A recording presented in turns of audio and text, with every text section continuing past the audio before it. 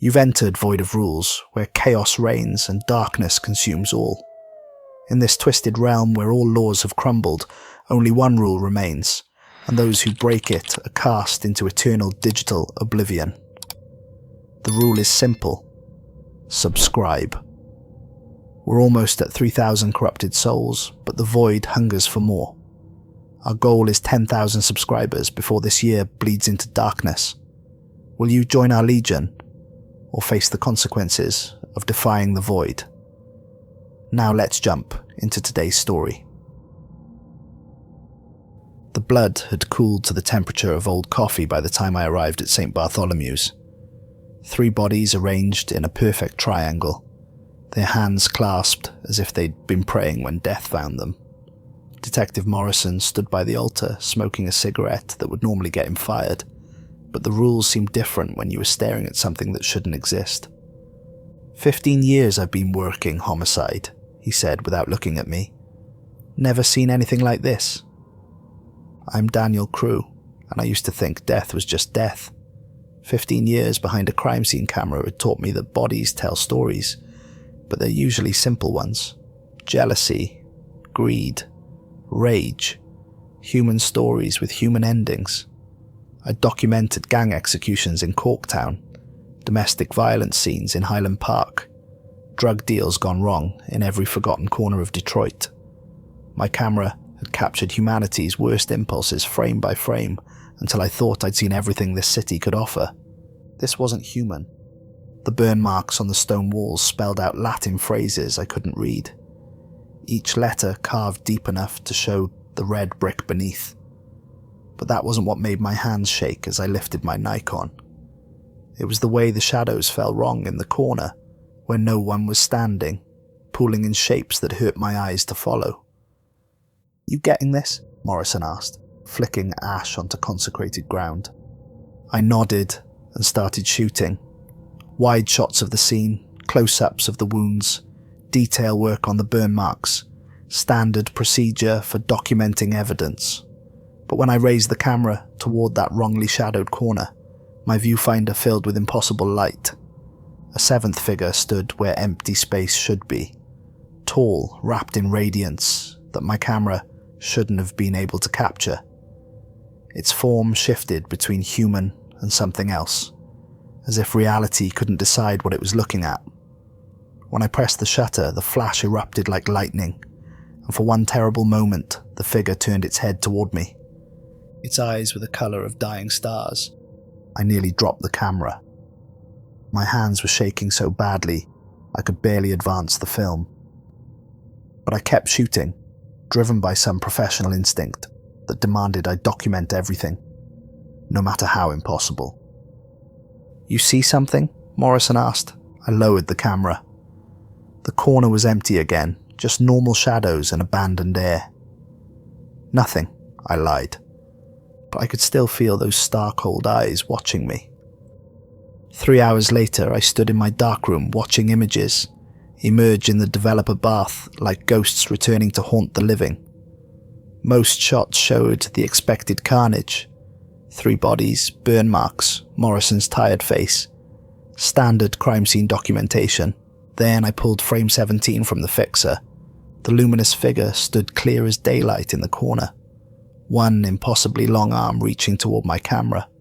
Its face was beautiful in the way that avalanches are beautiful, magnificent and utterly terrifying. Ancient writing covered its skin like tattoos, symbols that seemed to move when I wasn't looking directly at them. I sat in my kitchen until dawn, drinking bourbon and staring at the photograph. Every rational part of my mind insisted it was a double exposure, a processing error, anything but what it obviously was. But the evidence hung there in black and white, undeniable as gravity. The doorbell rang at exactly midnight the next day.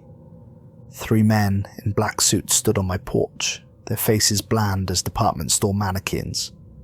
The tall one in the centre spoke with a faint European accent that could have been from anywhere or nowhere. "Mr. Crewe," he said, not asking, just stating. "Packlight. You have a calling." I should have slammed the door. Should have called the police. Should have done anything except nod like some part of me had been waiting for this moment my entire life. "Who are you?" I asked. "Friends of the church," the tall man replied. "We understand you photograph something that doesn't officially exist." My mouth went dry. "I don't know what you're talking about." "Frame 17, the man said, and suddenly the porch felt 20 degrees colder. "The figure in the corner. We know because we've been watching it for quite some time." Behind them, a black sedan idled at the curb. No license plates. Windows too dark to see through. "What do you want?" "To offer you employment, Mr. Crewe. Your particular talents are needed elsewhere." "And if I refuse?" The tall man smiled, and I understood that refusal had never been an option. 6 months later, I descended into the Vatican's true heart. The apostolic archive exists in spaces that architectural blueprints pretend don't exist. Stone corridors carved from volcanic rock wind, like the intestines of some sleeping giant. Oil lamps flicker in iron sconces, casting shadows that dance with their own rhythm, independent of flame. The air tastes of centuries, incense, old parchment, metal, and something else that coats your teeth like copper pennies. Cardinal Alessandro Torretti walked beside me, his red robes whispering against stone worn smooth by countless footsteps. He was younger than I'd expected, maybe 50, with dark hair just beginning to silver at the temples, but his eyes held the weight of someone who'd seen too much truth and found it wanting. "Your photographs captured something that exists in the spaces between reality," he said, stopping before a glass displays case. Inside, a single black feather hung suspended in nothing, turning slowly despite the absence of any breeze. When it caught the lamplight, it gleamed like oil on water. "That makes you either blessed or cursed, Mr. Crewe. The church prefers to think of it as useful." Other cases lined the corridor like museum exhibits from Hell's gift shop. A mirror that reflected different rooms depending on the viewing angle. I watched myself standing in what looked like a medieval chapel, then a modern apartment, then somewhere that might have been Mars. Books bound in leather that looked disturbingly familiar, their pages bleeding red ink that never dried, forming new words even as I watched. A child's wooden cross that cast the shadow of something with too many arms, each finger ending in what might have been claws or thorns. "What are these things?" I asked, my voice echoing off stone that had been old when Rome was young. "Souvenirs," Torretti said, continuing down the corridor, "from hunts like the one you're about to undertake. Evidence that our work is necessary." We passed other displays. A photograph of a man whose reflection showed skeletal wings. A section of wall covered in children's handprints, each one burned into the stone. A music box that played melodies I'd never heard but somehow recognized, songs that made my chest tight with inexplicable sorrow.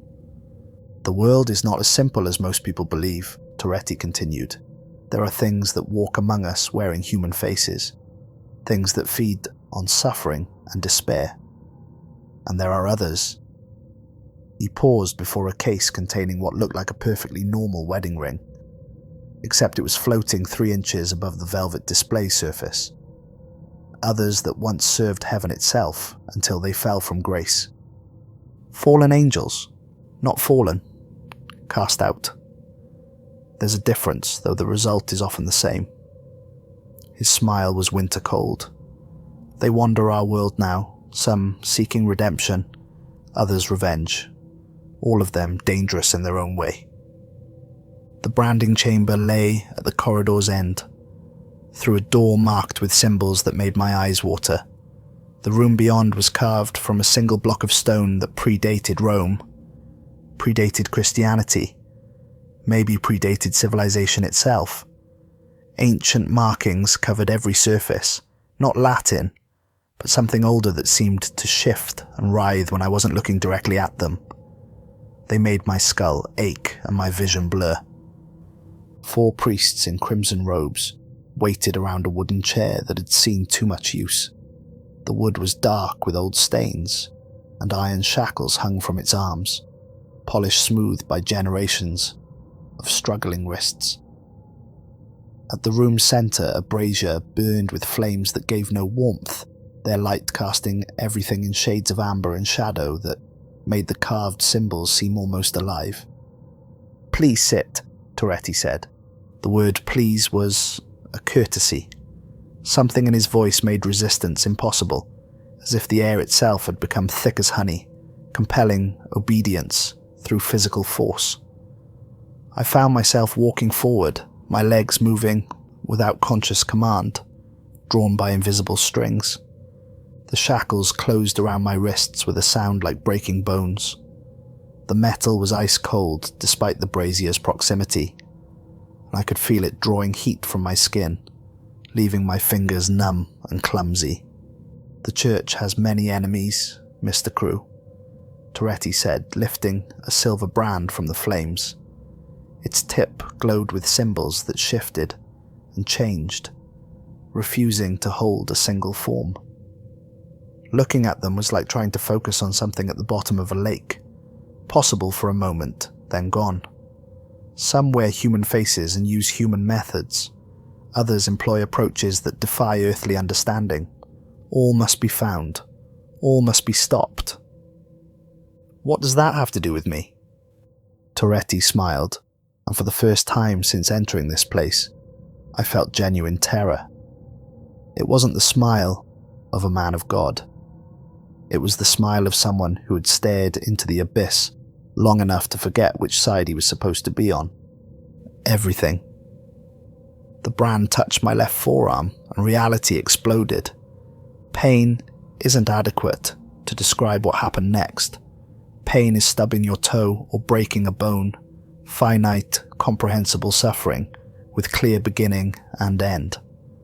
This was something else entirely, as if every nerve in my body had been connected to a live wire while my brain was forced to process sensations that human anatomy wasn't designed to handle. But worse than the physical agony was what I saw in that moment of contact. Visions flooded my mind like water through a broken dam.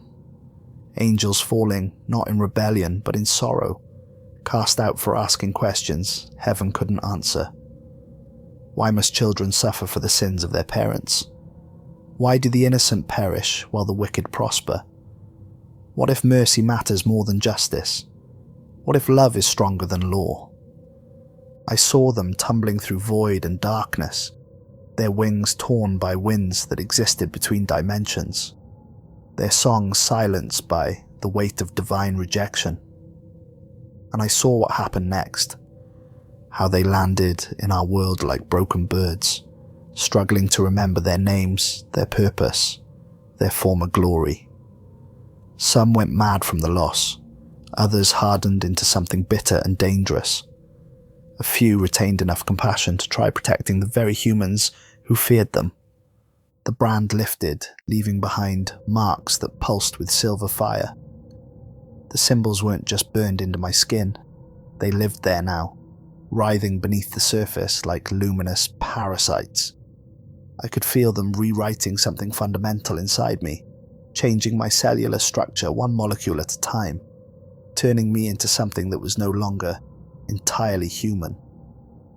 "The glyphs will guide you to our enemies," Toretti said, cleaning the brand with a cloth that immediately burst into flames and crumbled to ash.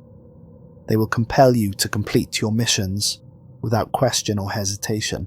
Failure is not an option, Mr. Crewe. The marks ensure absolute obedience." I tried to speak, to protest, to ask what gave them the right to do this to me.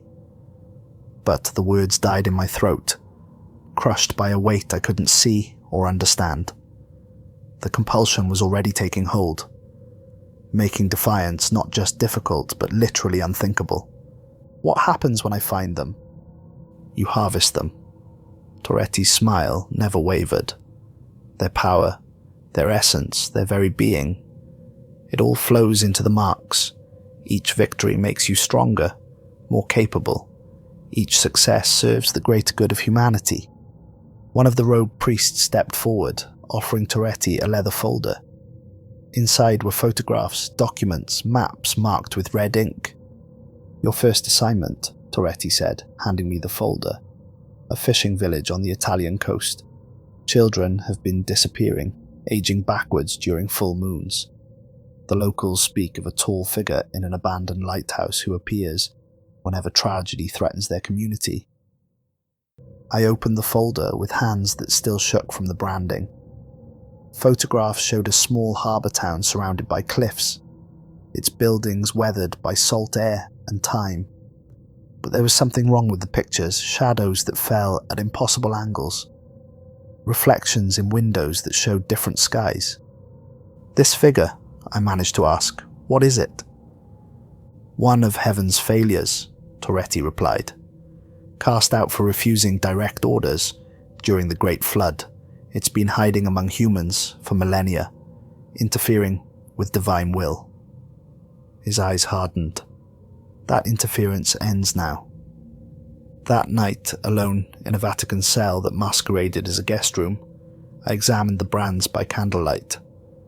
The symbols had spread since the ceremony, covering nearly half my forearm in intricate patterns that seemed to pulse with their own heartbeat.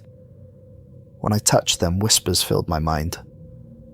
Voices speaking in languages that predated human speech, offering knowledge I didn't want and couldn't refuse. I tried photographing the marks, hoping to study them, to understand what had been done to me. But every image came out blurred, as if the camera couldn't focus on something that existed between dimensions.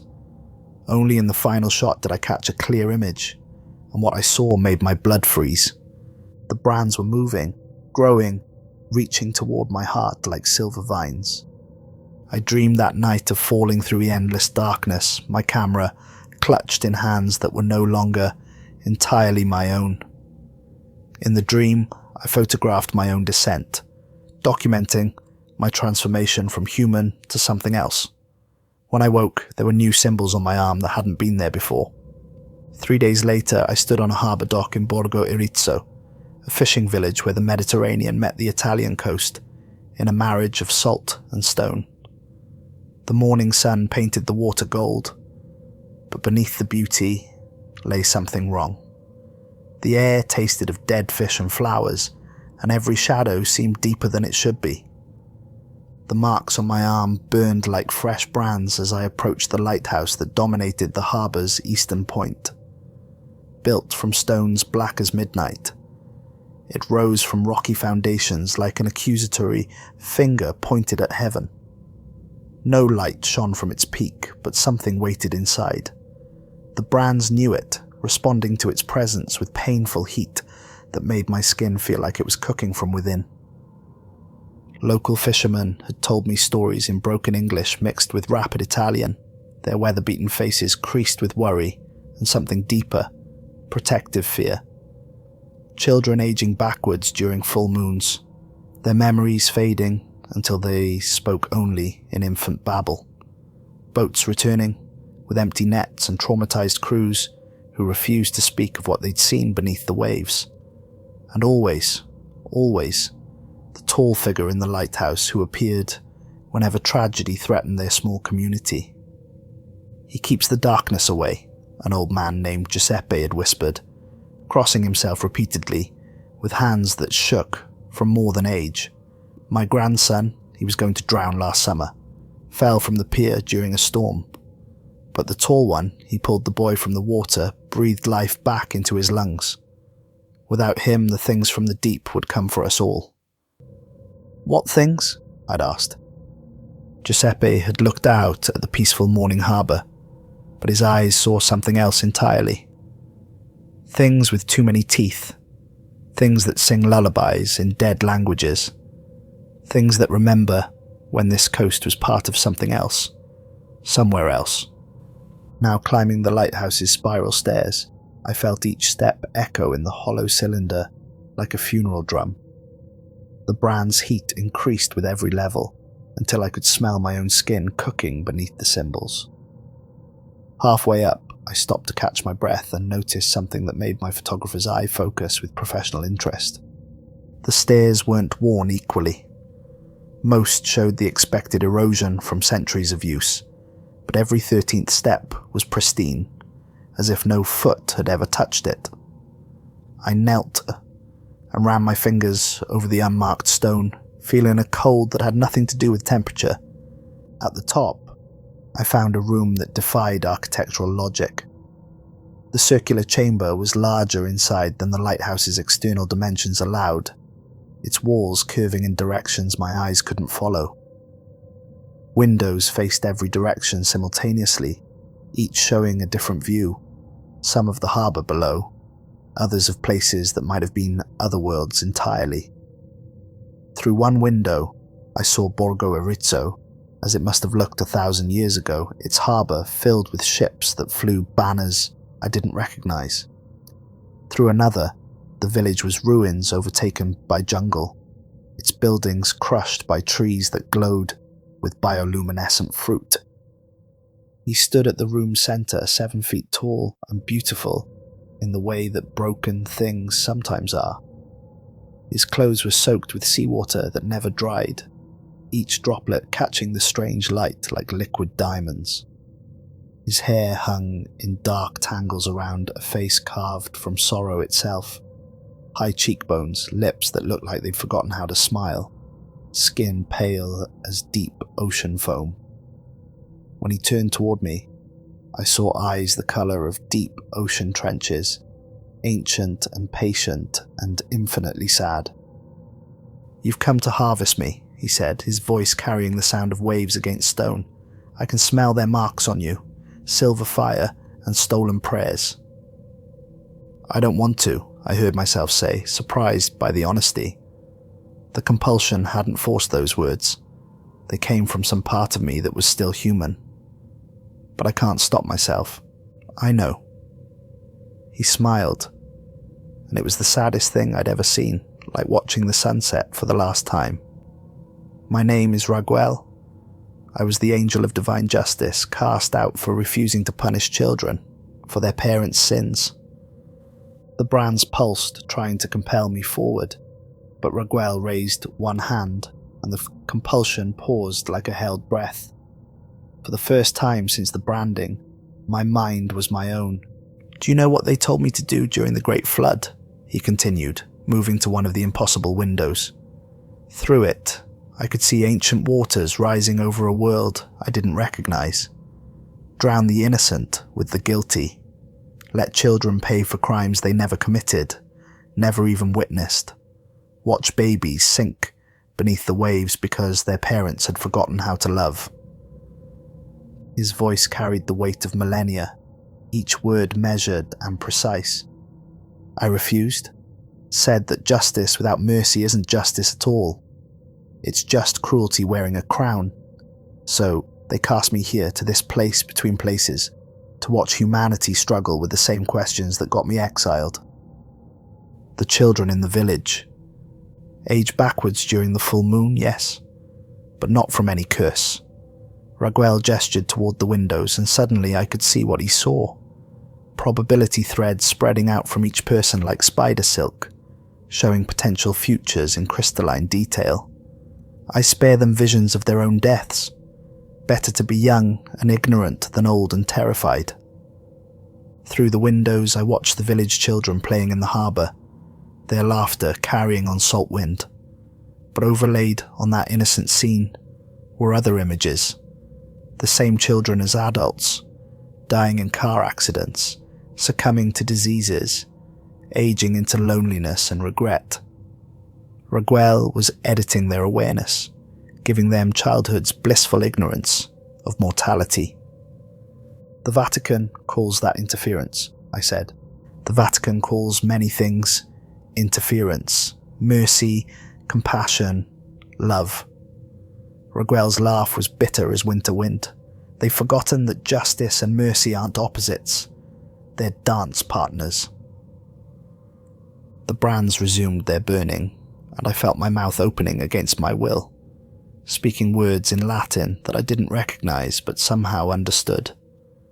The harvest ritual, ancient syllables that tasted of copper and ash, compelling obedience from beings who had once stood in the presence of God. Raguel's form began to shimmer, his essence drawn toward the marks like iron filings to a magnet, but he didn't resist.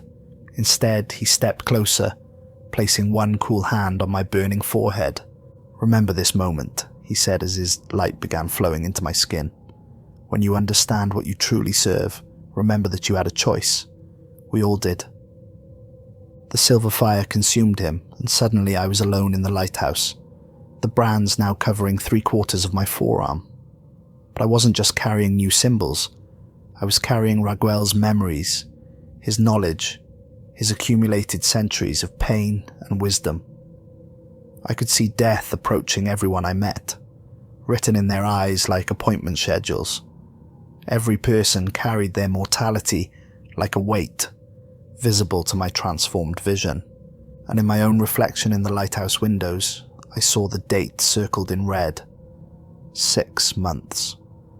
That's how long I had before the brands reached my heart and consumed what remained of my humanity.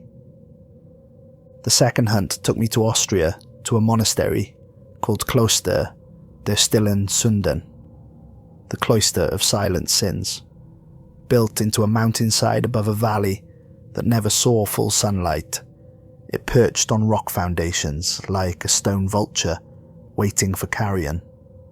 The building seemed to grow from the mountain itself, its dark stone walls indistinguishable from the cliff face except for narrow windows that glowed with candlelight even in daylight. Brother Matthias met me at the gates, his young face prematurely aged by whatever he'd witnessed, maybe 25, with the kind of thin build that spoke of too much fasting and not enough sleep. His hands trembled constantly, and he kept glancing at shadows as if expecting them to move. "The bells ring at dawn now," he said, leading me through corridors lined with religious art that seemed to watch our passage. Saints with eyes that followed our movement, crucifixes that cast shadows in the wrong directions, funeral dirges for people who are still alive. "When did it start?" 3 weeks ago. Brother Thomas opened the sealed chamber in the bell tower. We found... He stopped walking, hands trembling more violently. "We found someone who was supposed to be dead, has been dead for centuries according to our records." The monastery's interior was a maze of stone corridors and vaulted chambers, each one colder than the last. Frescoes covered the walls, biblical scenes painted in colours that seemed too vivid, too alive. Adam and Eve fleeing Eden, but their faces showed relief rather than shame. The flood consuming the world, but the drowning figures reached upward with expressions of hope, rather than terror. "Your brothers?" I asked as we climbed narrow stairs towards the bell tower. "How are they handling this?" "Poorly, half refuse to speak at all. The others won't stop praying, even to eat or sleep. Yesterday I found Brother Francis collapsed in the chapel, blood on his lips from reciting the rosary for 18 straight hours. The monastery's bells hung silent in their tower, but their bronze surfaces reflected scenes that weren't there. Cities burning, children weeping, angels falling like rain. I photographed the reflections, though I knew the images wouldn't develop properly. The Vatican's marks had changed more than just my ability to see supernatural entities. They'd altered how light itself behaved around me. At the tower's peak, suspended above an altar of melted gold, hung a figure that made my throat close with sympathetic pain. 6 wings, once white as fresh snow, now grey as storm clouds. Arms bound in thorned wire that had grown into the flesh, becoming part of the bone structure. A face beautiful and terrible, marked by rips that had carved channels in divine skin, like rivers worn into stone by millennia of sorrow. "Camael," I whispered, though I'd never heard the name before. Raguel's memories provided the identification, along with a flood of associated knowledge. Serif of divine strength, commander of heaven's armies, the angel who wept during the destruction of Sodom and Gomorrah. "The photographer arrives," the figure said, opening eyes like dying coals. I wondered when they would send another hunter. The last one was less receptive to conversation. "You knew I was coming?" "I felt your brands burning from miles away. Silver fire and stolen grace mixed with the essence of my brother Raguel." Kamel's voice was like breaking stone, each word requiring visible effort. "He chose to enter your marks willingly, didn't he? I can sense his presence there, caged but not broken." The brands burned like molten silver, compelling me forward. But Kamel didn't struggle as I began climbing toward the altar. Instead, he spoke, in that voice like geological time, made audible. "Do you know why they cast me out? I was supposed to destroy Sodom and Gomorrah without question, without mercy. Burn every soul within those cities, men, women, children, infants who had never known sin. But when I saw the children playing in the streets..." His voice broke. I wept. And apparently mercy is a sin when you're supposed to be heaven's sword. I reached the altar, my hands moving, without conscious direction, to begin the harvest ritual. But Kamel continued speaking, his words somehow penetrating the compulsion's fog. "Each angel you absorb doesn't just feed their power to your marks. Their memories become part of you. Their experiences, their pain, their love. You're not hunting us, Daniel. You're becoming our tomb." The truth hit me like ice water. Raguel wasn't just dead. He was imprisoned inside me, his essence locked within the brands like a fly in amber. And now Kamel would join him, along with whoever came next. I was becoming a living prison for heaven's exiles. "You have a choice," Kamel said as his light began flowing into my skin. "Not today, perhaps. The compulsion is too strong, the marks too hungry. But choices have a way of presenting themselves when you least expect them." The harvest completed, and suddenly I could feel both angels stirring inside the marks. Not dead, but caged like birds in silver wire. Their combined strength made the brands spread faster, now reaching past my elbow toward my shoulder. But with their power came their knowledge, and I began to understand things the Vatican had never intended me to learn. The angels weren't evil. They weren't even fallen, not in the traditional sense. They were exiles cast out for the sin of compassion, for asking questions that threatened heaven's absolute authority.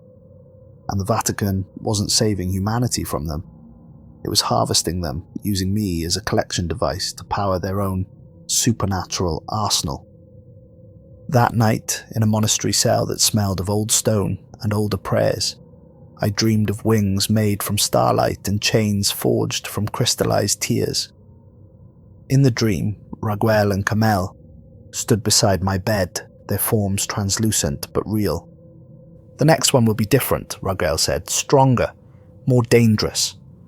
"Because they'll know what's coming," Kamel added. "Word spreads, even among the exiled." "Then why help me?" I asked in the dream. "Why not resist?" "Because," Raguel said with that sad smile, "someone has to break the cycle, and you, photographer of truth, might be the one to do it." I woke with new marks covering my shoulder, and the certain knowledge that the third hunt would be my last as anything resembling human. The third hunt led me to Paris, to Père Lachaise cemetery, where the dead refused to stay buried. Graves had been opening from the inside, but nothing escaped. Something was entering them instead, speaking to the spirits in languages older than human speech. Cardinal Toretti's briefing had been brief and ominous, delivered via encrypted satellite phone while I stood in the monastery's courtyard. "This one is dangerous, Daniel. More than the others. It makes people ask questions we cannot answer, questions about the nature of divine authority, about whether heaven's decisions are truly just. Do not listen to its words. Complete the harvest immediately." But when I arrived at the cemetery, I found something unexpected. He sat beside an empty grave in the cemetery's heart, surrounded by flowers that shouldn't exist, white blooms that glowed with their own light, growing from soil that had never known sun. He was smaller than the others, almost childlike, but his presence filled the space around him like music made visible. Children from the nearby neighborhoods had gathered around him, listening as he told stories in French, English, and languages I didn't recognize. Stories about stars that sang lullabies, about planets where rain fell upward, about the spaces between spaces where lost things went to find themselves. "Uriel?" I said, Kamel's memories providing the name. "The fire of God," he confirmed, looking up with eyes like captured starlight, cast out for asking uncomfortable questions, like, what if mercy is stronger than justice? Or why must love bow to law? Or what if God makes mistakes? The children looked at me with curious eyes, and I realized they couldn't see the brands on my arm, couldn't sense the supernatural tension crackling in the air. To them, this was just story time with a strange but kind man who knew wonderful tales. "Perhaps you should send the children home," I said. "Why?" Uriel asked. "Are you planning to do something that children shouldn't see?" The question hit like a physical blow. Was I? I looked at the gathered kids, maybe a dozen of them, ages 6 to 12, hanging on Uriel's every word. What would they think if they watched me destroy someone who had shown them nothing but kindness? "The Vatican sent me," I said, as if that explained everything. "The Vatican sends many people to many places," Uriel replied. "Not all of their missions serve the greater good." He stood, and the children gathered their things, chattering in French and broken English about the stories they'd heard. None seemed afraid. If anything, they looked disappointed that story time was ending. "Tomorrow, same time?" a little girl asked in accented English. "If I'm still here," Uriel said, ruffling her hair with fingers that left traces of starlight. "But stories have a way of continuing even when storytellers can't." After the children left, Uriel offered me tea brewed from the glowing flowers, served in a cup made from crystallized tears. The liquid tasted like hope and sorrow mixed in equal measure, and for a moment the burning in my brands subsided. "Do you know what they've turned you into?" Uriel asked, settling back onto a gravestone worn smooth by centuries of weather. "You're their collection device. Every angel you harvest feeds their power, while condemning us to eternal imprisonment within your marks." For the first time since receiving the brands, I felt the compulsion waver. Uriel's presence created a pocket of free will, a space where choice might actually be possible. "The Vatican doesn't serve God," he continued. "They farm his cast-offs like livestock, building their earthly power on our suffering. And you, poor photographer of truth, have become their shepherd. Then why not resist? Fight back? Because fighting creates more violence, because resistance breeds retribution, because sometimes the best way to win is to change the game entirely." Uriel smiled, and it was nothing like Raguel's sad expression, or Kamel's bitter acceptance. This was the smile of someone who had found hope in the darkest places. "Besides, I have something they don't expect." "What?" "A choice, and I'm giving it to you." I raised my camera instead of beginning the harvest ritual, and through the lens I saw myself as others must, covered in writhing silver marks that pulsed with trapped angelic essence. Raguel and Kamel's faces appeared in the symbols, their mouths open in silent screams of centuries-long imprisonment. "I can burn away their marks," Uriel said, "free you and my imprisoned brothers. But the pain will be beyond anything you've experienced, and they'll never stop hunting you. You'll spend the rest of your life running from the very people you thought were saving humanity. And if I don't, then you complete your mission, harvest my essence, and become their perfect weapon. Within months, the marks will reach your heart, and you'll stop being Daniel Crewe entirely. You'll become something that wears your face but serves only their will." I thought about the children who had been listening to his stories, their faces bright with wonder. I thought about Raguel's protection of the village children, sparing them visions of their own mortality. I thought about Kamel weeping for the innocent, punished for having a heart. Do it, I said. Uriel's fire wasn't destructive, but purifying, burning away lies and compulsions while leaving truth intact.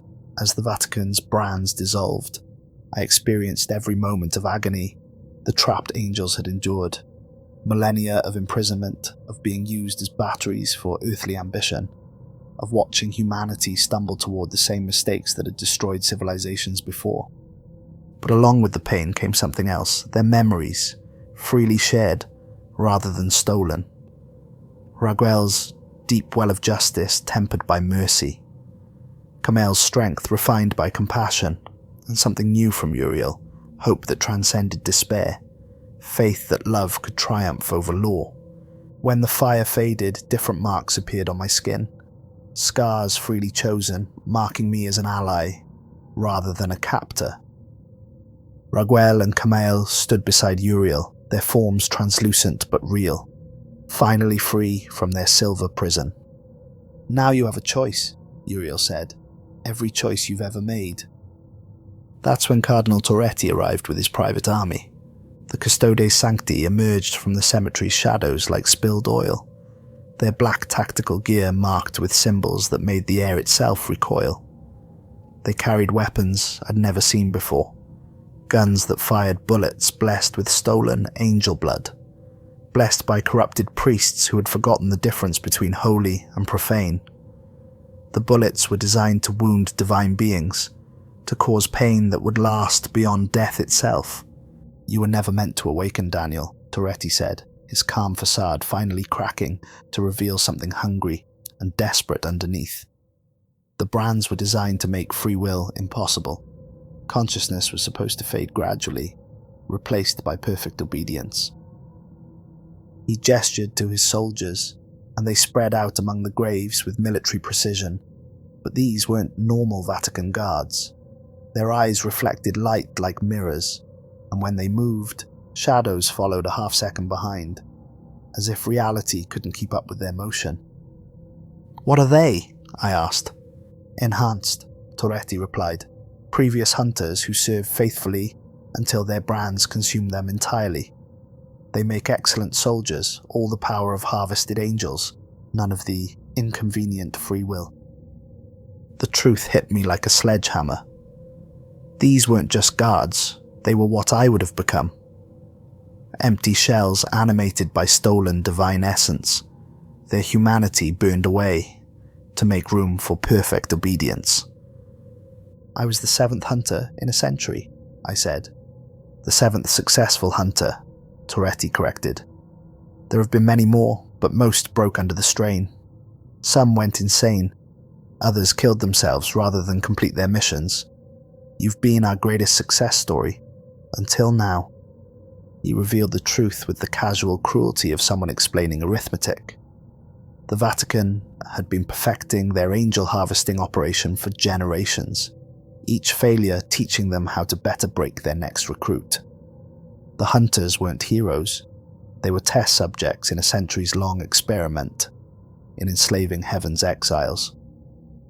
We don't serve God, boy, Torretti continued, his voice echoing off weathered tombstones. We farm his rejects like cattle. Every angel we cage powers our defenses against genuine threats. Hell isn't our enemy. It's our competitor in the divine energy market. One of the enhanced soldiers stepped forward, and I recognized his face beneath the tactical mask. Detective Morrison from Detroit, the cop who'd been smoking at the St. Bartholomew's crime scene, but his eyes were empty silver mirrors now, and when he spoke, his voice carried harmonics that human vocal cords couldn't produce. Target acquired, Morrison said, raising a weapon that hummed with barely contained power. Termination authorized. The battle erupted across sacred ground like a symphony of violence and light. Free of compulsion, I fought alongside angels who chose to help rather than being forced to serve. Raguel turned the cemetery into a weapon itself, graves opening to swallow Vatican soldiers in avalanches of earth and bone. Ancient French nobles rose from their tombs as skeletal warriors, their nobility restored in death as they defended the innocent against religious tyranny. Camael's strength flowed through my limbs, letting me move with inhuman speed and power. I dodged blessed bullets that left trails of silver fire, each shot designed to cause suffering that would outlast physical death. When one grazed my shoulder, the pain was indescribable. Not just the wound, but the knowledge that somewhere an angel had screamed in agony to bless that ammunition. Uriel's fire blessed my camera, transforming it into something more than documentation equipment. Each photo I took now captured truth itself, burning away illusions and revealing hidden reality. I shot frame after frame of the enhanced soldiers, and with each flash, more of their stolen humanity flickered back to life. But Toretti himself was the real threat. Decades of harvested angel essence had transformed him into something between human and divine, his body marked with symbols of power stolen from 100 captive souls. He moved through the battle like a force of nature, his presence warping space around him. "You think you're the hero of this story?" he screamed, his form blazing with corrupted light that made the very air weep. "I am the wall that stands between humanity and the abyss. Every angel we cage is a dozen human souls saved from damnation." He gestured, and Morrison's enhanced form lunged at me with superhuman speed. But as we grappled among the graves, I saw something in his silver eyes, a flicker of the man he'd been, the cop who joked about the strangeness of our crime scene. "Morrison," I said, dodging a punch that could have shattered stone. "Remember Detroit. Remember St. Bartholomew's. Remember who you were." For a moment, confusion flickered across his enhanced features. "Daniel, where are we?" But then, Toretti's will reasserted itself, and Morrison's eyes went silver again. Resistance is futile. Compliance is salvation. I raised my camera and shot a photo point blank, the flash erupting between us like a miniature sun. Morrison screamed, not with his voice, but with harmonics that shattered nearby windows and made dogs howl across Paris. The stolen angelic essence began pouring out of him like silver blood, returning to the free angels who welcomed their liberated power with songs of joy. Morrison collapsed, suddenly looking every one of his 50 years, but his eyes were human again. "Jesus, Daniel, what did they do to us?" "What they do to everyone," I said, helping him to his feet. "They break us and remake us in their image." Across the cemetery, Toretti was locked in combat with all three freed angels simultaneously. His power was immense, drawn from decades of harvested essence, but it was stolen strength fighting against freely given aid. Every blast of corrupted light he threw was met by Raguel's justice, Camael's protection, and Uriel's purifying fire. "You naive fools," Toretti shouted, his voice cracking with strain and fury. "Do you think the forces of hell will simply ignore Earth because you've freed a handful of exiles? Do you think demons will show mercy to humanity just because you've chosen compassion over pragmatism?" He raised his hands and power gathered around him like a storm made of screaming light. "There are things in the deep places that make your exile look like a vacation. Entities that view human souls as currency and human suffering as entertainment. We use your power to hold them back." For a moment, doubt crept into my mind. What if he was right? What if the Vatican's cruelty was the only thing standing between humanity and something worse? But then I remembered the children listening to Uriel's stories, their faces bright with wonder. I thought of Raguel protecting village children from visions of death, of Camael weeping for the innocent. Whatever threats existed in the darkness, enslaving heaven's most compassionate angels wasn't the answer. "Maybe you're right," I said, raising my camera one final time, "but enslaving them is definitely wrong." Instead of killing him, I chose a third option. Working with the freed angels, we didn't destroy Toretti. We liberated him. Raguel's justice revealed the stolen essence binding his soul. Camael's strength held him still, and Uriel's fire burned away the corrupted power that had sustained him for decades. Centuries of accumulated angelic energy left his body in a rush of silver light, aging him rapidly, but leaving him alive. When the transformation ended, Alessandro Torretti looked like what he truly was, a frightened old man who had convinced himself that atrocity was the salvation. "You've doomed us all," he whispered, suddenly looking every one of his real years. His hair had gone white, his face lined with wrinkles that mapped decades of moral compromise. When the real darkness comes, when the ancient things stir in their prisons, remember this moment. Remember that you chose ignorance over necessity. He struggled to his feet, moving like a man whose bones had suddenly remembered their age. The serif contingency will activate now. They'll release Michael himself, rather than let this rebellion spread. Michael. Archangel Michael, the sword of God. We've held him for 2,000 years, binding him with prayers and pain. Torretti's laugh was bitter as winter wind. If we can't control the exiles, we'll use their king to destroy them all. Maybe he was right about the threats humanity faced. Maybe wrong. But some choices transcend consequences, and some prices are too high to pay, regardless of what they purchase. Morrison and I helped each other out of the cemetery, leaving Torretti to make his own way back to Vatican City. Behind us, the three freed angels worked together to heal the damage done to sacred ground, their combined power repairing not just the physical destruction but the spiritual wounds left by decades of corruption. 6 months later, I sat in a Prague cafe at 2 a.m, nursing black coffee that had gone cold an hour ago. Through rain-streaked windows, I watched the city sleep, while supernatural predators prowled its ancient streets. The waitress, Clara, a university student working nights to pay for her philosophy degree, refilled my cup without being asked. "You look like someone who sees too much," she said in accented English, studying my face with the directness that comes from working late-night shifts. "My grandmother, she had eyes like yours. She lived through the war, through the communists, always watching shadows." I managed to smile. Something like that. The freedom to choose my own missions had been both blessing and curse.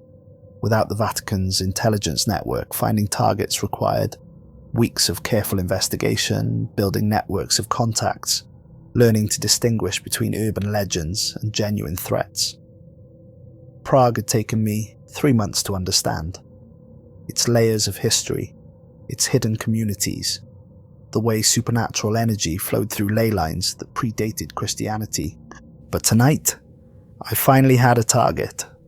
The occultists had been patient, careful, selecting victims from demographics that society overlooked. Homeless children, runaways from broken families, kids who wouldn't be missed until it was too late. They'd been operating for decades, maybe centuries, sustaining themselves on stolen innocence while masquerading as respected members of Prague's academic community. Dr. Vaclav Novak, Professor Emeritus of Medieval History, wealthy widow Elena Svobodova, patron of the arts, Magistrate Pavel Hora, pillar of the legal community. By day they were pillars of Prague society. By night they gathered in forgotten places to feast on children's dreams. Clara set down my coffee and lingered, concern creasing her young face. "Whatever shadows you're chasing, be careful. Prague has old shadows, older than most cities. Some things that hide here have been hiding for a very long time." "How do you know about things like that?" She touched a small silver pendant at her throat. Not a cross, but something older. Pre-Christian. My family remembers the old stories. Before Prague was Prague, before Charles built his bridge, things lived in these hills that were already ancient when Rome was young. Most sleep now, but some, she shrugged, some never learned to sleep. After she moved on to other customers, I opened the case files I'd been building. Photographs taken with my enhanced camera, showed the truth beneath Prague's civilized facade, demon essence clinging to certain buildings like spiritual mold, reality wearing thin in places where too much darkness had accumulated, the psychic scars left by centuries of supernatural predation. The occultist's base was in the Old Quarter, a 13th century church that had been deconsecrated during the communist era and sold to private investors. On paper, it was being converted into luxury apartments. In reality, the construction was a facade hiding renovations designed for purposes no architectural plan would ever include. I'd spent weeks mapping their routines, identifying their security measures, learning the layout of their underground chambers. Tonight they were conducting their monthly ritual, the one that required a fresh sacrifice to maintain their stolen immortality. A 13-year-old boy named Tomas had gone missing from a group home 2 days ago. He had dark hair, brown eyes, and a smile that could light up rooms even after everything life had thrown at him. According to the social workers, he dreamed of becoming a photographer. The personal connection made my jaw clench. Maybe he reminded me of myself at that age, before the world taught me that monsters were real. Maybe it was the photographer detail. Or maybe I was just tired of watching innocents suffer while their predators hid behind respectability and social position. I finished my coffee and left money on the table, more than the bill required, because Clara was saving for school and kindness deserved reward. Outside, Prague's ancient streets glistened with rain that reflected neon signs and streetlights like scattered jewels. The marks on my arm pulsed gently as I walked towards the Old Quarter, responding to the supernatural energy that saturated this part of the city. But the sensation was different now. Warm instead of burning, alive instead of invasive. Ragel's justice, Kamel's strength, and Uriel's hope flowed through the scars like friends offering support, rather than masters demanding obedience. "Are you ready?" Ragel's voice whispered in my mind, as I approached the deconsecrated church. "As ready as anyone can be for something like this," I replied. The building stood dark against the rain-swept sky, its Gothic architecture stark and unforgiving. Construction equipment surrounded the entrance, providing perfect cover for activities that required privacy. But my enhanced vision saw through the deception. Guards positioned at strategic points, surveillance equipment disguised as construction tools, and something else that made my blood run cold. Wards, protective barriers woven from suffering and despair, designed to keep divine beings at bay. The occultists had learned from other hunters' successes, adapting their defenses to counter angelic intervention. "The wards are strong," Kamel observed, his voice carrying notes of professional respect for the enemy's preparation. "They've bound them with genuine pain, children's tears, last breaths, final prayers for salvation that went unanswered." "Can we break through?" "Not without cost," Uriel admitted. "The wards are powered by innocent suffering. To break them, we'd have to add to that suffering, becoming part of what we fight against." I studied the building, looking for alternatives. The front entrance was too well guarded, the wards too strong. But every fortress has weaknesses, and patience is a photographer's greatest virtue. There, a sewer grate leading to Prague's ancient underground, tunnels that predated the church by centuries. The wards were focused on obvious entry points, leaving older passages less protected. The descent into Prague's underground was like travelling backward through time. Modern utility tunnels gave way to medieval sewers, which in turn connected to passages carved by peoples whose names had been forgotten before written history began. The air grew thick with age and secrets, carrying scents of stone and water and something indefinably other. My enhanced vision adapted to the darkness, revealing walls covered in symbols that shifted between different writing systems: Latin, Cyrillic, runes, and older markings that might have been carved when humans first learned to work stone. Some were protective, others were warnings, and a few were so ancient I couldn't determine their purpose. "This place remembers," Ragel murmured, as we navigated the tunnels. "So much suffering, so much hope, so much history layered like sediment." 20 minutes of careful navigation brought me to a passage that led directly beneath the church. Above, I could hear voices chanting in Latin corrupted by older languages, syllables that made my teeth ache and my vision blur. The ritual had begun. The basement entrance was unguarded, the occultists' arrogance working in my favour. They believed their wards made them untouchable, never considering that some threats might approach from below rather than above. I emerged into a sub-basement that had been extensively modified. The original stone foundations remained, but new construction had added chambers and corridors designed according to principles the architect school didn't teach.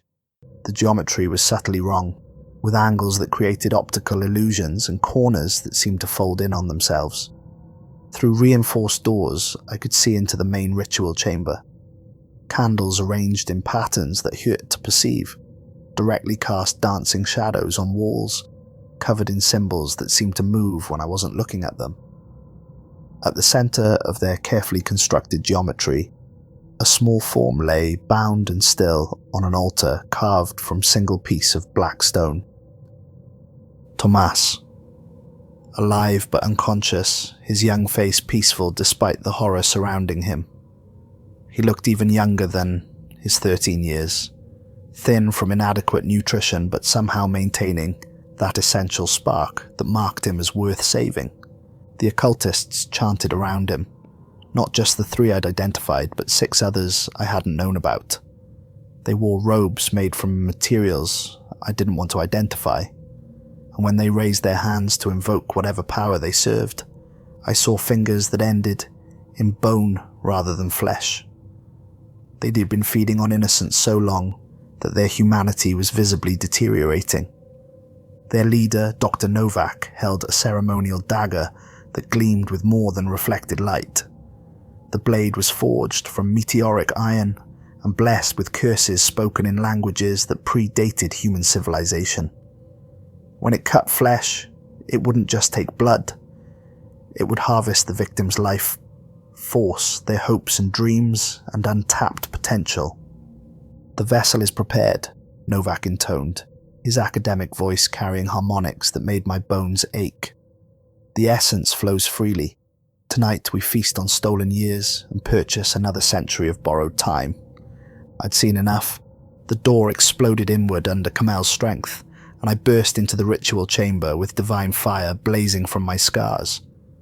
The occultists turned toward me with expressions of surprise shifting rapidly toward rage, their centuries of careful preparation threatened by a single intruder.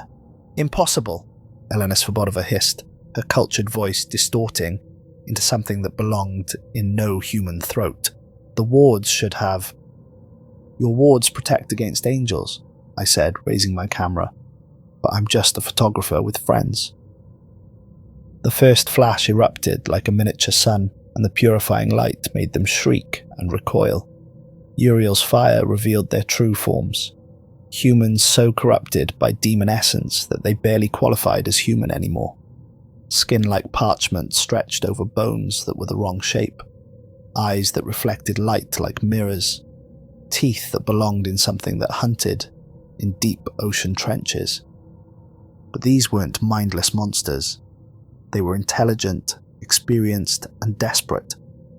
The interrupted ritual had left them vulnerable, but they still commanded considerable power. Magistrate horror gestured, and the chamber's geometry shifted around me. Walls bent like rubber, floors tilted at impossible angles, and gravity decided it preferred diagonal directions. I stumbled as perspective warped, my photographer's eyes struggling to focus on surfaces that refused to maintain consistent relationships with each other. "You understand nothing, little hunter," Dr. Novak said, his form growing larger and more terrible as demonic essence flowed through him. "We are Prague's true guardians, holding back forces that would devour this city's soul. Our hunger is small sacrifice compared to what sleeps beneath Charles Bridge. Tell that to the children you've murdered, I replied, fighting to maintain balance as the room continued its reality-defying dance. The battle became a nightmare of shifting perspectives and impossible geometry. My blessed ammunition tore through their defences, each shot offering them a choice between redemption and destruction. But firing accurately when up and down were matters of opinion proved nearly impossible. That's when Raguel's justice found its moment. The ritual circle, his voice whispered urgently. Break the circle, and their power breaks with it. The candles. They weren't just illumination. They were anchor points holding the distorted geometry in place. I dove toward the nearest candle arrangement, rolling across a floor that had decided to become a wall, and swept my arm through the carefully arranged flames. The effect was immediate and dramatic. Reality snapped back into conventional shapes like a rubber band, released under tension. The occultists screamed as their borrowed power destabilized, centuries of stolen life force bleeding out of them like water from broken vessels. But they weren't finished. Elena Svobodova raised her hands and spoke words in a language so old that hearing them felt like swallowing broken glass. The shadows in the room began moving independently of their sources, reaching toward me with fingers made of crystallized darkness. Kamel's strength let me dodge attacks that violated physics, while Uriel's fire burned away shadow stuff that tried to wrap around my limbs. But there were too many of them, and they fought with the desperation of beings who faced extinction if they failed. That's when an unexpected ally intervened. The chamber's door burst open again, but this time the figure who entered wore Vatican black. Morrison, Detective Morrison from Detroit, fully human again after being freed from his enhanced soldier conditioning. Thought you might need backup, he said, raising a shotgun loaded with blessed salt rounds. Prague PD sends their regards. Behind him came others, the 3 former occultists from Paris, their faces grim with determination to balance scales that could never truly be balanced. They'd spent months hunting down their former associates, trying to undo decades of accumulated harm. Marie Dubois, one of them called to Elena Svobodova, we remember you from the Paris conclave in 1887, still stealing children's dreams, I see. The Prague occultists realized they faced not just a lone hunter, but an organized force of people who understood their methods and weaknesses. The battle shifted from desperate defense to coordinated assault. Morrison's blessed ammunition shredded their shadow constructs, while the former Parisian cultists used their insider knowledge to counter each supernatural defense. I continued photographing, each flash revealing more truth and burning away more illusion. In the end, it wasn't violence that defeated them. It was choice. Faced with certain destruction, 3 of the Prague occultists chose redemption over annihilation. They knelt before us with tears streaming down faces that were becoming human again, the demon essence leaving them as Uriel's purifying fire offered them one final chance at salvation. Dr. Novak and the others chose differently. They dissolved into shadow and malice, their accumulated centuries of stolen life burning away like morning fog. Whatever remained of their humanity was consumed by the demonic essence they'd served, leaving behind only darkness that fled screaming into Prague's underground passages. When the screaming stopped and the shadows settled back into normal behavior, we found Thomas still breathing. The interrupted ritual had left him drained, but alive, his young face peaceful in unconsciousness that looked more like natural sleep than supernatural coma. "He'll recover," Morrison said, checking the boy's pulse with hands that remembered their medical training. "Kids are resilient. More resilient than they should have to be." The 3 redeemed occultists helped us carry Thomas to safety, their faces etched with the kind of guilt that never fully fades. We contacted authorities through anonymous channels, ensuring the boy would receive proper medical care while avoiding questions that couldn't be answered without revealing truths too dangerous for public knowledge. As dawn broke over Prague's ancient spires, I found myself back in the same cafe where the night had begun. Clara was ending her shift, counting tips with the weary satisfaction of someone who'd earned honest money through honest work. "You look different," she observed, refilling my coffee cup one final time. "Less haunted. Did you find what you were hunting?" "I found what I was looking for," I replied. "And it wasn't as terrible as I thought it would be." She smiled and touched her pre-Christian pendant again. "My grandmother always said that the hardest monsters to fight are the ones that used to be human. But she also said that anyone can choose to be human again, if they're willing to pay the price." Outside Prague's church bells began their morning song, bronze voices carrying messages of hope and renewal across a city that had survived everything history could throw at it. The sound mixed with traffic noise and street vendors calling their wares. The eternal symphony of civilization continuing its ancient dance. I walked home through streets that were waking up, past people heading to work or school, or whatever honest pursuits filled their days. None of them knew how close they'd come to losing one of their own, and that was exactly how it should be. In my apartment, I developed the night's photographs, each image telling a story of corruption faced and redemption offered. Some had chosen salvation, others had chosen destruction. All had been given the choice, which was more than the Vatican had ever offered its victims. On my desk, next to developing chemicals and contact sheets, sat a growing collection of similar photos from around the world. Other hunters sending proof of their victories, evidence that the network of the willing was growing stronger every day. But in the final frame of tonight's roll, I caught something that changed everything. A figure standing on Charles Bridge, silhouetted against the dawn sky. Tall, magnificent, terrible, in the way that absolute justice is terrible. Wings that could span continents, folded tight against the form that radiated power like a fusion reactor. Even in the photograph, I could feel the weight of his presence, ancient beyond measure, beautiful beyond description, and absolutely, implacably angry. Michael was in Prague, and he was hunting. My phone buzzed with an encrypted message from Raguel.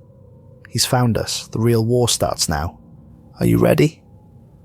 I looked at the clock. 6:17 a.m. In Vatican City, the morning briefings would be starting, reports filed about the night's failures, and new orders issued for the day's operations. They would know about Prague by now, would understand that their network was crumbling faster than they could rebuild it. But for the first time since receiving my brands in that stone chamber beneath St. Peter's, I wasn't afraid. I had choices now. I had allies who chose to fight beside me, rather than being compelled to serve. And I had something the Vatican's perfect weapon would never understand. The power of free will guided by love, rather than law. The marks on my arm pulsed once with gentle warmth, and I smiled. "Let him come," I whispered to the Prague morning. "We'll be ready." The hunt eternal had just become a revolution. And revolution always begins with someone willing to say no to absolute power, even when that power wears heaven's own face. But that's a story for another day. Today was about saved children and offered redemption, and both missions were complete. Tomorrow we'd face the sword of God himself, and I suspected we'd discover that even archangels can be taught to choose mercy over judgment, forgiveness over punishment, love over law. After all, they'd learned everything else from watching us. But I wasn't hunting alone anymore. Raguel whispered locations in my ear, his divine justice guiding me to their victims with the precision of a moral compass. Through his shared perception, I could see the threads of suffering that connected predator to prey, following them like bloodhounds following scent trails. Kamel's strength flowed through my limbs, letting me move with inhuman speed and power. When I needed to scale a building or break down a reinforced door, his divine might made impossible tasks merely difficult. Uriel's fire blessed my weapons, each bullet carrying the promise of purification, rather than mere destruction. The ammunition wasn't meant to kill, it was designed to burn away corruption while leaving the possibility of redemption intact.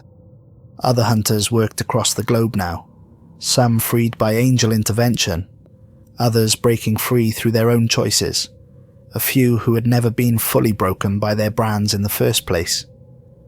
We formed a network of the willing, rather than the compelled, protecting humanity without enslaving heaven's exiles. We communicated through encrypted channels, sharing intelligence and resources. A freed hunter in Tokyo reported success against a vampire clan that had been feeding on salarymen. Another in Sao Paulo had disrupted a cult trying to summon something from the spaces between dimensions. In London, a former Vatican operative had exposed a government conspiracy to weaponize supernatural entities. The work was harder without institutional support, but it was clean. No more harvesting innocent exiles. No more feeding stolen power to corrupt authorities. Just honest hunting of actual threats. I loaded my gun with bullets blessed not by stolen angel blood, but by freely given grace. The difference was everything. Instead of ammunition designed to cause maximum suffering, these rounds would destroy evil, while offering redemption to those capable of accepting it. "The war isn't over, Daniel," Brugwell's voice whispered in my mind, as I approached the occultist's hideout, a forgotten church in Prague's old quarter. "But now we fight it together." "Then let's hunt," I replied, stepping into Prague's ancient shadows. The church had been abandoned for decades, its Gothic architecture crumbling from neglect and something more corrosive than time. Graffiti covered the walls, not random vandalism, but carefully inscribed symbols that made my enhanced vision blur with pain. The air itself felt thick and oily, as if reality had gone rancid in this place.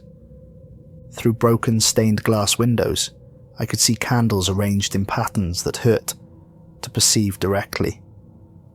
At the center of their ritualistic geometry, a small form lay bound and still. One of the missing children, a girl maybe 8 years old, her tears falling onto symbols carved in human bone. The occultists chanted in Latin corrupted by other languages, older tongues that predated human civilization.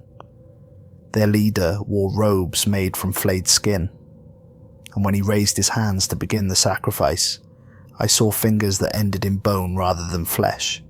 He'd been feeding on innocence so long that his humanity was visibly deteriorating. I burst through the church doors with Kamal's strength behind me, my camera already firing.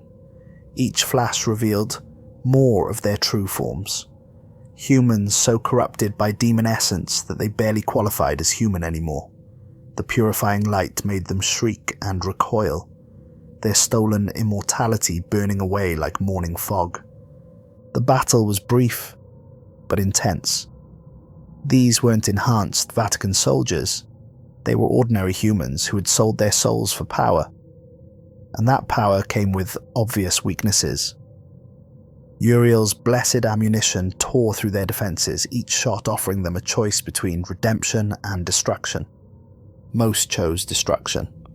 But when the smoke cleared and the screaming stopped, 3 of them knelt before me with tears streaming down faces that were becoming human again. The demon essence was leaving them, drawn out by Uriel's purifying fire, and they were remembering what they'd been before corruption claimed them. "The children," one whispered, his voice cracking with newfound horror at what he'd participated in. Can they be saved?" I cut the girl's bonds and checked her pulse, weak but steady. Around the church I found 2 more children, both unconscious but alive. The ritual had been interrupted before permanent damage was done. "They'll recover," I said, though I wasn't entirely certain. Exposure to demon essence left scars that medical science couldn't detect or treat. But you 3 need to choose what happens next. The freed occultists looked at each other with eyes that held decades of accumulated guilt. They'd been immortal for over a century, sustaining themselves on stolen innocence, before tonight's purification burned away their accumulated power. "We remember everything," the woman among them said. "Every child, every life we stole. How do we live with that?" "By making it right," Uriel's voice spoke through me. "By spending whatever time you have left protecting instead of praying." In Vatican City, Cardinal Torretti sat in a room lined with monitoring equipment, each screen showing a different hunter across the globe. Most still served faithfully, their brands ensuring obedience through pain and compulsion. But more were awakening every day, choosing freedom over submission, compassion over cruelty. He looked older than his years now, the stolen angelic essence that had sustained him for decades finally gone. But his eyes still held the terrible certainty of someone who believed the ends justified any means. Torretti picked up a red phone and spoke 7 words that would change everything. "Your Holiness, activate the serif contingency immediately." Deep beneath St. Peter's Basilica, in chambers that existed in folded space, elevator shafts descended through geology that couldn't exist according to physics. At the deepest level, past foundations that predated Rome itself, a massive vault door began to open for the first time in 2 millennia. The chamber beyond was larger than cathedrals, its walls covered in chains forged from crystallized prayer. Each link had been blessed by 10,000 faithful voices, their devotion transformed into bonds strong enough to hold divinity itself. And at the chamber's center, suspended in a web of those impossible restraints, hung a figure whose wings could span continents when fully extended. Archangel Michael, the Sword of God, heaven's greatest warrior, bound by the Vatican for 2,000 years. His power used to fuel their supernatural defenses, while his will was slowly eroded by centuries of captivity and corruption. As the restraints released one by one, eyes like newborn stars opened for the first time since the Roman Empire was young. When Michael spoke, his voice carried the sound of justice itself, not cruel or arbitrary, but absolute and terrifying in its perfection. Where am I?" "Safe," a new voice answered. Pope stepped into the chamber, flanked by dozens of the custodes, sancti. But these weren't just enhanced soldiers, they were vessels containing the harvested essence of hundreds of angels, their humanity burned away to make room for stolen divinity. "You are in the service of the one true church," the Pope continued, "and there are rebels who require correction." Michael's perfect features showed confusion, then dawning horror as he recognized what surrounded him. "What have you done? These souls, they were once my brothers and sisters." "They serve a higher purpose now," Gregory replied. "As will you. The serif contingency has been activated. Your mission is simple. Find the awakened hunters and the angels who freed them. Destroy them all." "I will not." "You will." The Pope raised a device that looked like a crystalline crown, its surface crawling with symbols that made reality itself recoil. "This is the diadem of binding, forged from the dying screams of every angel we've ever harvested. It ensures perfect obedience from even the mightiest divine beings." As the crown descended toward Michael's head, his struggles grew weaker. 2,000 years of captivity had weakened him, and the accumulated power of hundreds of harvested angels was more than even an archangel could resist. "When you wear this," Gregory whispered, "you won't remember refusing. You won't remember your brothers and sisters. You'll remember only duty, obedience, and the satisfaction of serving humanity's true protectors. But that's tomorrow's battle.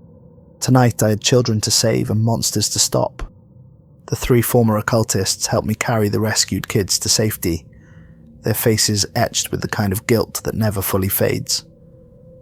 We contacted authorities through anonymous channels, ensuring the children would receive proper medical care while avoiding questions that couldn't be answered without revealing truths too dangerous for public knowledge.